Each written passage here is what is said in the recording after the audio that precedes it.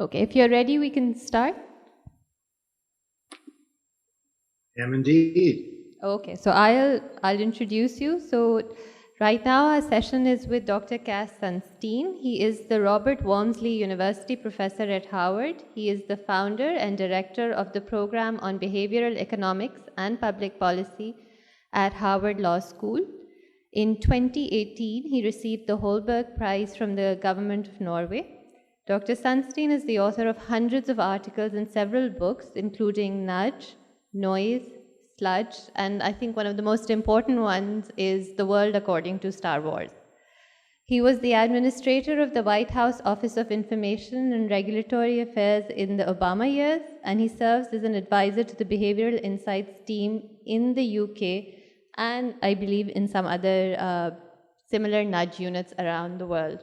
So thank you very much for joining us. And today we'll be talking about your newest book, which is called Sludge. So first of all, I really appreciate all the titles of your books. They are, they grab your attention. So if you could tell us all a little bit about what Sludge is. Thank you, and thank you for having me and that very kind introduction. Sludge consists of administrative burdens. So it might be waiting time, it might be a complicated form that you have to fill out to get benefits or resources. It might be an in-person interview requirement. It might be a requirement that you deal with authorities for weeks and months before you get educational opportunity or a kind of help to which you are legally entitled. So think of sludge as burdens or frictions that often operate as a wall between human beings and something that can make their lives much better. Thank you. So described like that, sludge seems like something that could take a huge toll on an individual's ability to accomplish even simple things, but things that may be important for them. But in some cases, you do need some sludge just to make sure that you don't miss out on important checks and balances. So how can you differentiate between what is good sludge and bad sludge, and how much is optimum sludge that is required so that you don't lose out on important checks and balances? It's a great question. So let's give a concrete illustration. Suppose someone is seeking healthcare. They may suffer from some illness. They might be elderly and need some doctor to help them. They might be suffering from depression or anxiety and need professional help. It's not the case that anyone should be able just to go say they have a medical problem and immediately get help, unless it's an emergency, in which case maybe they should. But to show that you are qualified for the help, that you are entitled to the help, that your situation is one that merits the help is a good idea. And that suggests that we need some sort of screen often for people who are seeking a job, for people who are seeking a credit card, for people who are seeking some kind of good from the private sector or the public sector. The right level of sludge is not zero.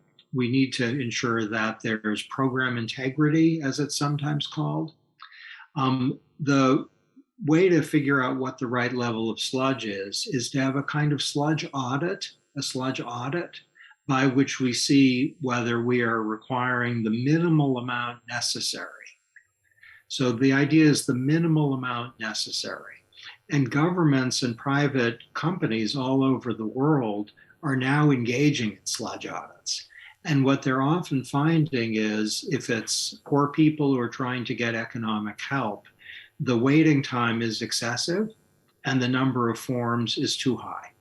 That instead of 40 questions, they maybe should be asked 8 questions.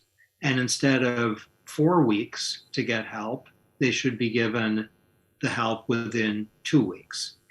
The context greatly matters. If it's something where eligibility requirements are numerous, I work for the federal government, the national government, and you can't just show up and say, I'm going to work at the Department of Homeland Security. They have to do various things to check to make sure that you should be working there. But the number of checks might be, and frequently governments all over the world are finding, excessive. I'll give you a number. The United States, according to the most recent public document, imposes 11 billion hours in paperwork requirements on people. 11 billion hours. Those are sometimes on truck drivers, sometimes on hospitals, sometimes on students, sometimes on nurses, sometimes on people trying to start a business, or sometimes on people trying to get a permit to do something. 11 billion hours. It must be the case that reducing that number from 11 billion hours to, let's say, 10.5 billion hours might be a good idea. Absolutely. Well, when you speak about the numbers, it is quite shocking as how much sludge is all over when you're trying to achieve any kind of thing. So being a university, I think in our admission processes, that's one of the things that we worry about, is just having too much sludge and perhaps losing students in the middle of all the paperwork that comes in.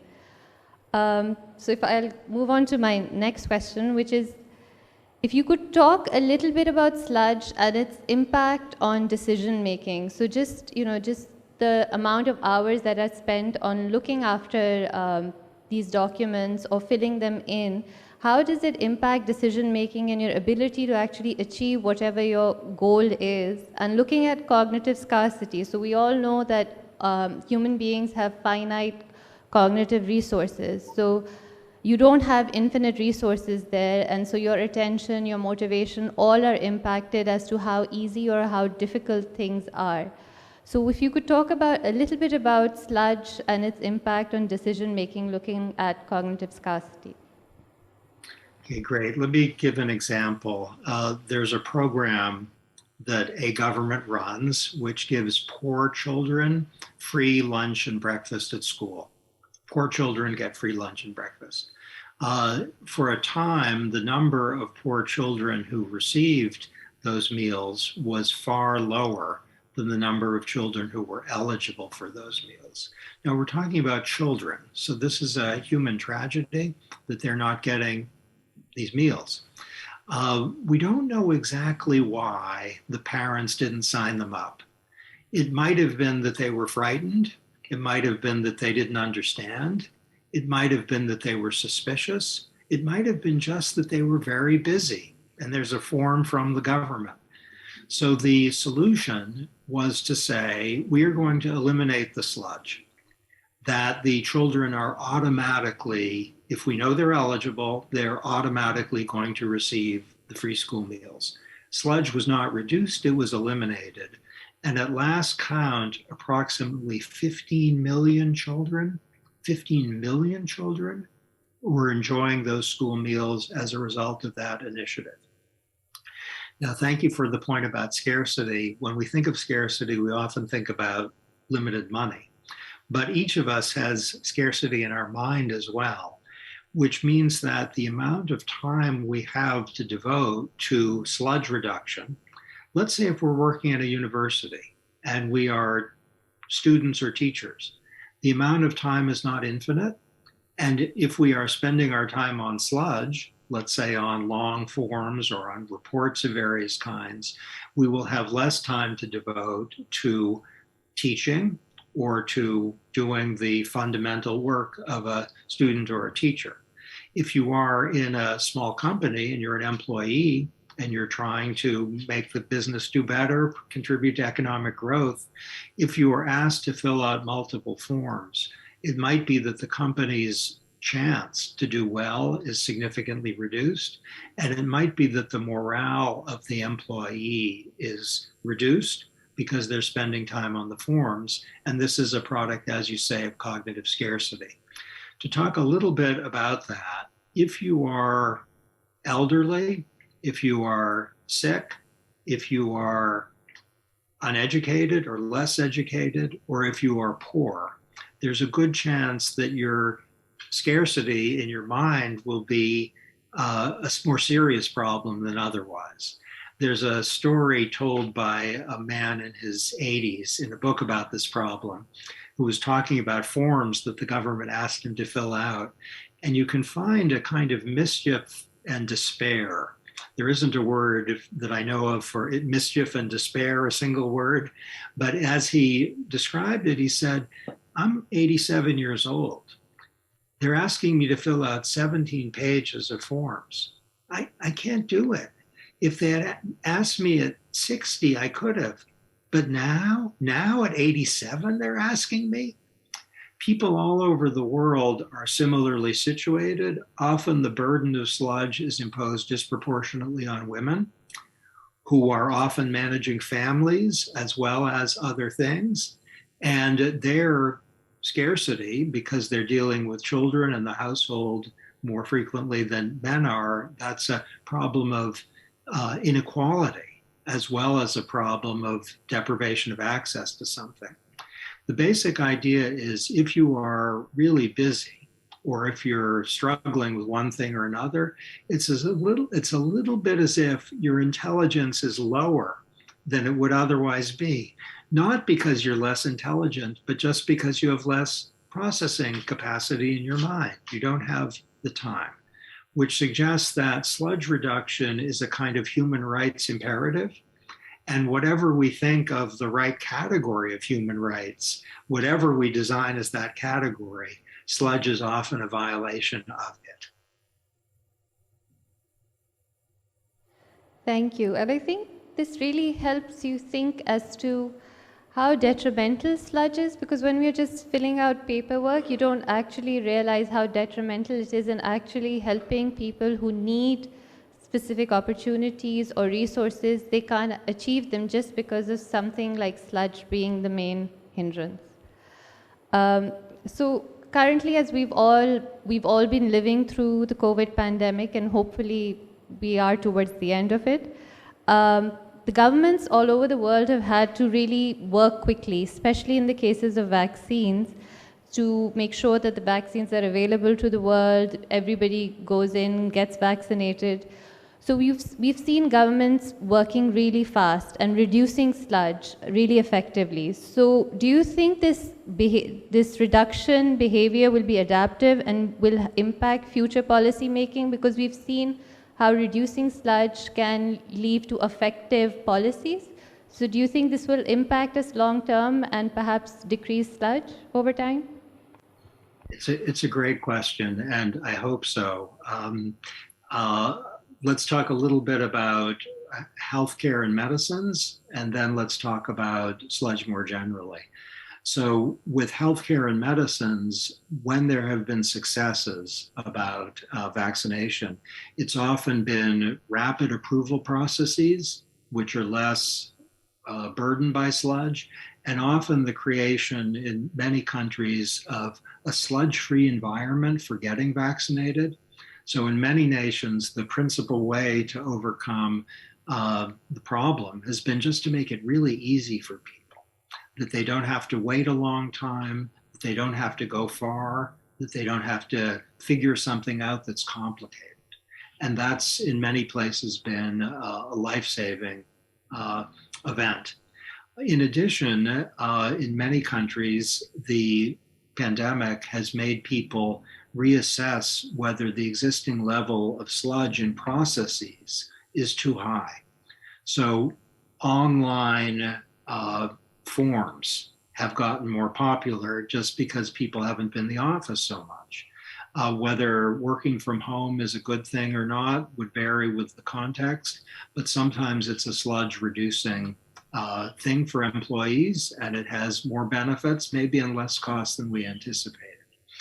In addition, to enable people to apply for jobs or educational opportunities online or visas online without going places, that's been seen as more desirable than ever before.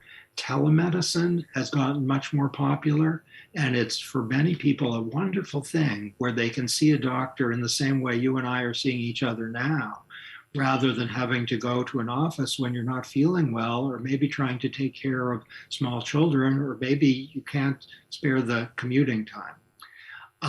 President Biden has issued an executive order that has gotten applause from a wide diversity of people, even people who maybe don't agree with him on some political issues. And it's an executive order on customer service. And it's greatly informed by research on sludge. And what it basically does is it tells the government whether you are dealing with education or the environment or with Social Security and welfare benefits or employment, reduce sludge, make things automatic, make things simpler, reduce waiting time. And there's a term in the executive order that is commanding, I think, widespread attention. And the term is time taxes. The executive order refers to time taxes, and it suggests that time taxes should be reduced. It might be the case that an executive order of this kind would be more surprising before the pandemic than in the midst of it. That attention to sludge reduction, administrative burdens, time taxes is more to be expected in this period. So I am hopeful that we will see a worldwide effort to reduce sludge. I work some with the World Health Organization, and I know the WHO is very focused on excessive administrative burdens and their reduction. The United Nations is very focused on this, in particular in connection with the Sustainable Development Goals, seeing sludge often as an obstacle to each and every one of them. And I think it's profoundly to be hoped that there will be a sustained effort to reduce time taxes in the next decade. Thank you. So what are you working on next now that within your journey from nudge and noise and now to sludge? What's the next topic that's got your interest right now?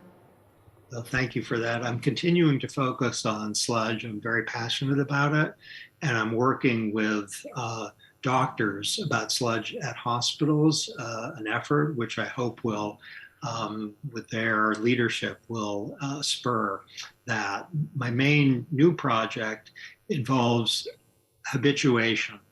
So if you put your hand on a table, you'll immediately feel the table under your fingers, but after a short time, you will be habituated and you won't not feel it, but you won't feel it as clearly as you did at the beginning. The fact is that we are, to any stimulus, whether it's good or bad, we meaning our species, are the habituating species. And that means that we are extraordinarily adaptive, both to wonderful things which we stop noticing, maybe our home, maybe our friends, maybe our spouse. We stop noticing, at least with the wonder that we noticed all of them at the beginning, and terrible things we can habituate to also. And this is, I'm very excited about this topic because habituation is a blessing and also a curse. Thank you. We'll open up for questions. We'll take 2 questions at a time.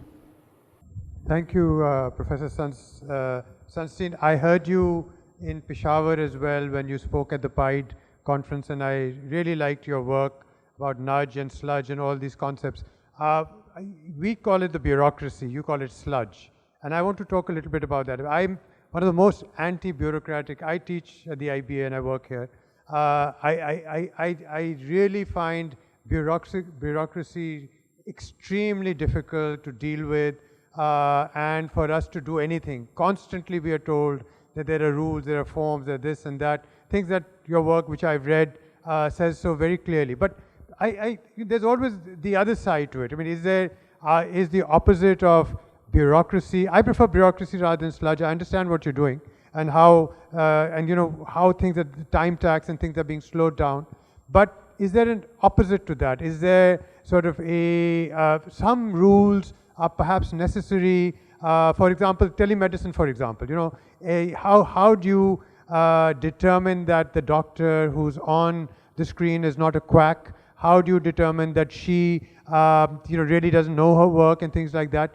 So they're not going to post their medical degree. So I'm just curious to know whether to what extent can we get rid of sludge? I'd rather get rid of everything, but is the alternative anarchy? Is there a better defined system? Or are you saying that we need rules, but they have to be simpler? Thank you.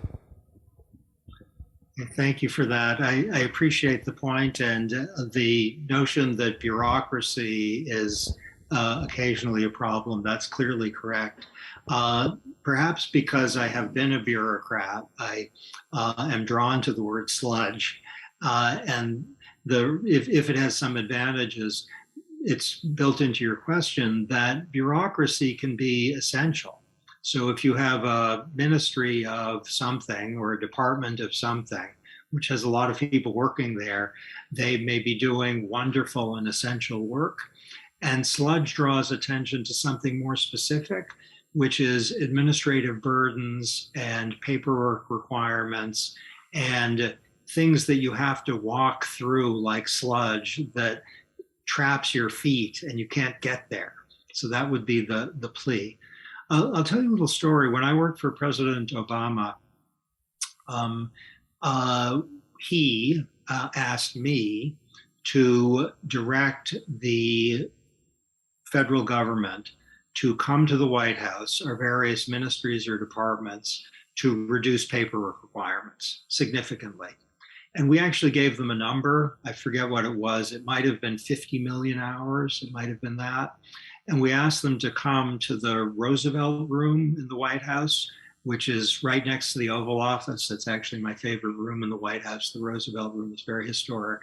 And we asked them to describe what they were doing, basically to reduce sludge in the form of paperwork. And everything we asked them to do, they did much more than we asked them to do. And I think the reason they did much more than we asked them to do is they wanted to deliver to the public and the world something that they could be proud of. And what I learned from that was that if you focus on sludge, if you are a bureaucracy, you will often find opportunities for reducing it that you didn't expect. That the magnitude of sludge is often a surprise to leadership, and its actual effects on human beings are not anticipated. Something that was thought to be simple actually turns out to be really not simple. Something that was expected to cost 100 hours actually costs 500 hours. And to focus on the enterprise of sludge reduction often produces significant reductions in the same. Under many leaders in multiple countries, if the leader has focused on the urgency of reducing it, it will not, as you say, be reduced to zero, but it will be reduced and will focus on what is the minimum amount of sludge necessary to achieve the purpose. So to go systematically through what causes the most hours, what causes the most frustration, what causes the most feeling of humiliation, that can completely be done. The Department of Homeland Security a few months ago just asked people publicly to submit comments on barriers and burdens. Think about visas for coming into the United States or processes that the Department of Homeland Security has. The request was for comments. And it was expected that there would be maybe 100 comments or 200 or possibly 400 comments. But what was received was 7,400 comments, 7,400. And many of them had excellent ideas for sludge reduction. And the government responded by reducing the sludge when the idea turned out to be excellent. Now, to say that you get a visa just because you want one, of course, that's not a really good idea. Or to say you get to go to university because you are a human being, that's not a good idea. So there has to be some sludge, but the right level of sludge, once there's a project to scrutinize it, often turns out to be too high.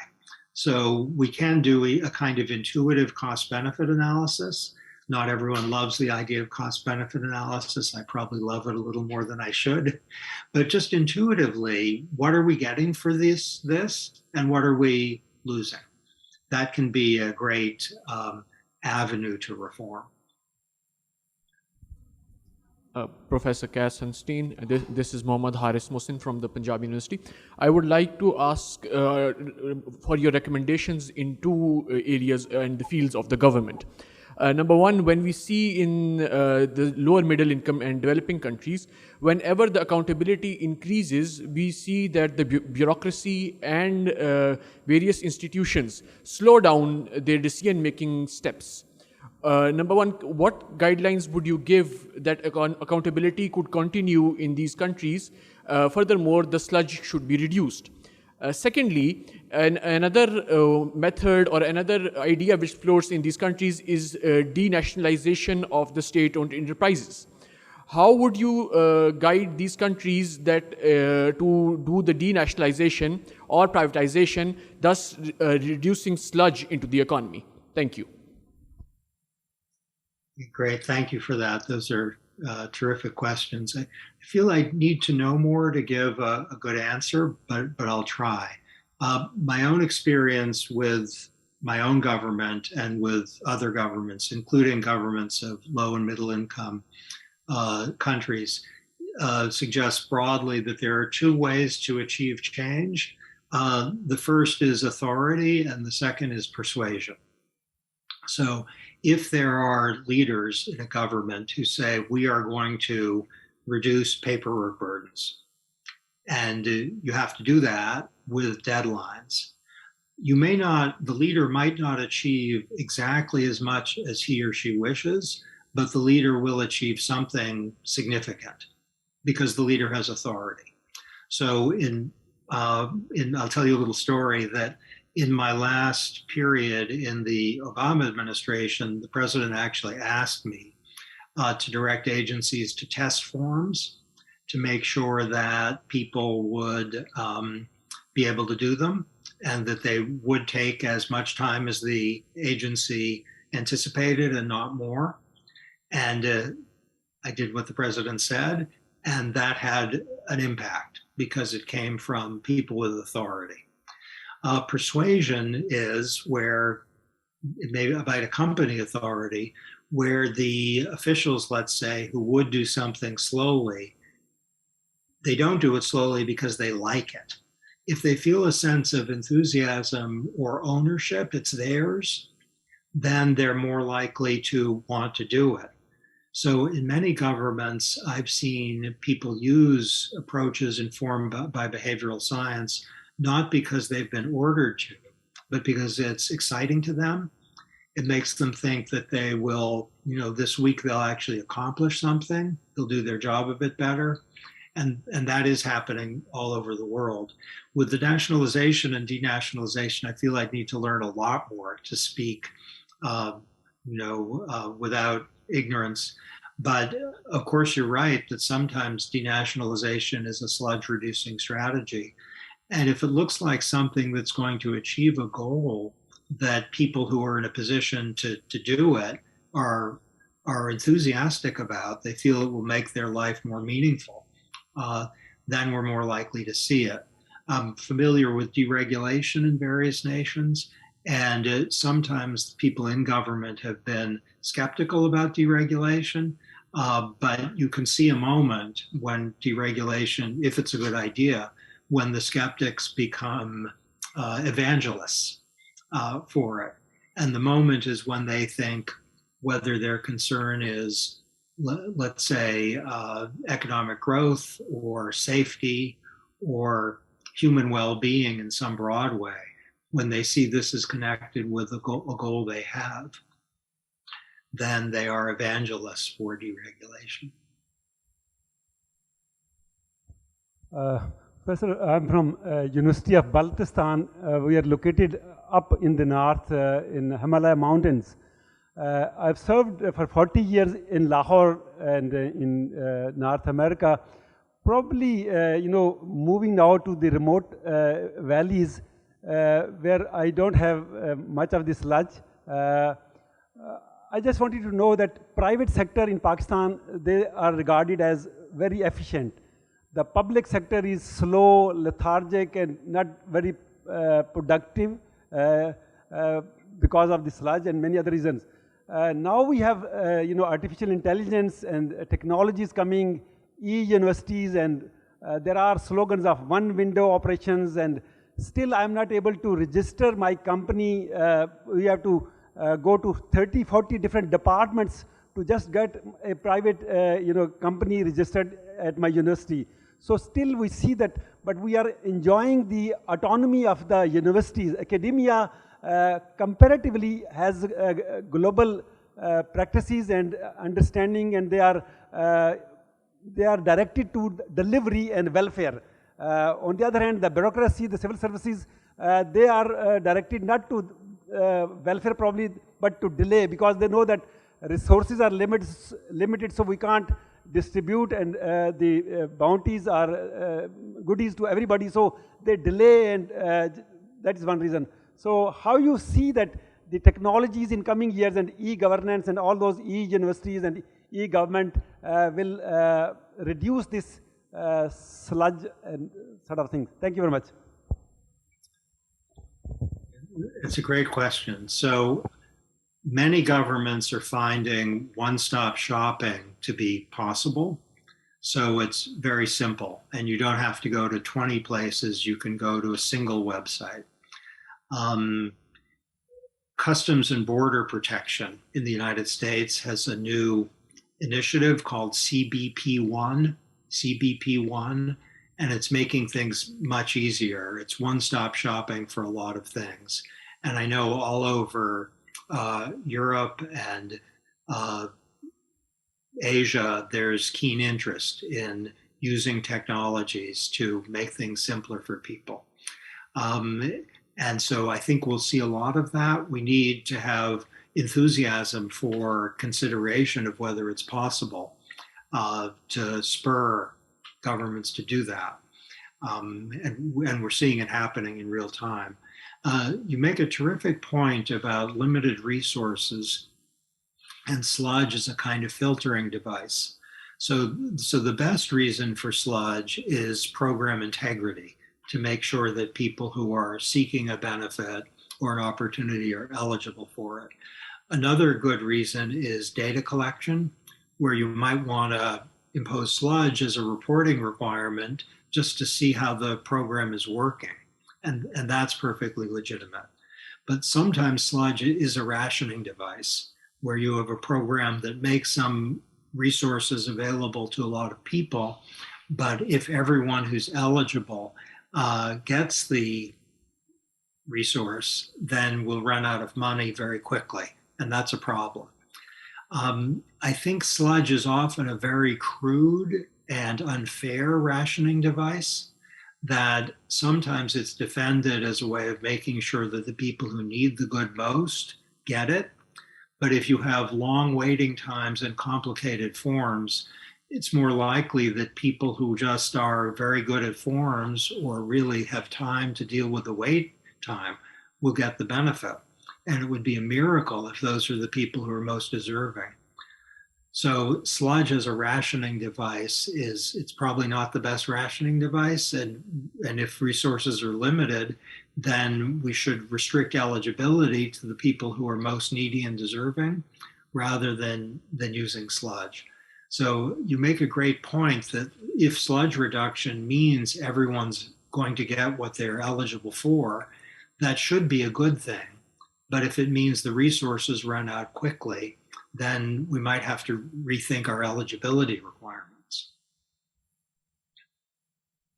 It's our last, one more question. Hi, So my name is Zainab, and I'm a second-year student at IBA. And so I don't really know what sludge is a lot, but from this session, what I've understood so far. So my question is that this problem, the problems that are being faced regarding sludge are mostly being faced by the proverbial lower class community. So, and the policymakers, those are the upper class community. So how do we raise awareness in that, in the policymaker community regarding the problems that are being faced due to the sludge? Thank you. Okay, thank you. Thank you for that. And can I give you two examples which will bear on your question, but also maybe give more content to the idea of sludge? I bought a car recently. It was terrible. The car was good, but the process was terrible. The number of things I had to do, the number of questions I had to answer to buy a car, it was astounding. I didn't have to go to the hospital after for depression, but I felt like I should have. That's one story of sludge. I hope in Pakistan to buy a car, the level of sludge isn't that high. And here's another story. I moved recently and I had to change my account for internet. And the number of forms and the number of people and the number of websites that I had to consult just to move and to pay my bills. All I wanted to do was pay my bills. It was really hard. And that's not necessary. That's not right. And you know, I'm wearing a suit and I'm not a part of the lower classes. And yet I had to deal with that. Now, that's not the worst thing, but it's not ideal. Often policymakers are motivated by conscience and morality. So I'm pleased to say that all over the world, people who are in government who maybe aren't poor are thinking, how can I justify my time on earth? What can I do that makes my day worthwhile? And if you can help people who are struggling, that's a really good day. And even if they aren't motivated by conscience, it may be that the public demand for help is something they hear and they want to respond to it. And so I think there are terrific opportunities all over the world, in Pakistan for sure, for public officials to help people who most need help. Thank you. We have 5 minutes, so I'm just going to ask the last question. So as you're working on adaptation, I think as people, we have adapted to a world that's full of sludge. And if you remove a lot of sludge, people have a trust deficit. They're not sure how good that thing is that's coming to you so easily. So for example, you saw it with vaccines that everybody got so easily, or any kind of telemedicine. You do see that doubt initially that this is so easy, there must be a catch, or this can't be as good as stuff that you get after a lot of hard sludge work. So how do you think that can impact the efforts to remove or reduce sludge from a lot of policy? It's a great point that things we earn or struggle for, we often trust or cherish, and things that are handed to us, we often think, what, why is that? So it's a completely fair point.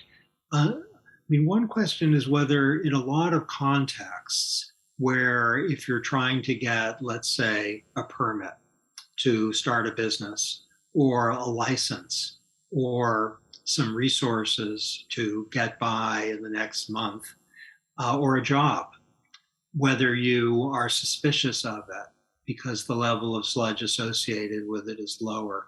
Typically, I think that isn't a problem, but you're right, there may be a communications challenge in contexts in which people think ease is a signal for suspicion, and then it has to be explained.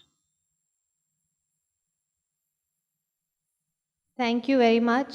Thank you for your time, and thank you to the audience for all your questions and for being here.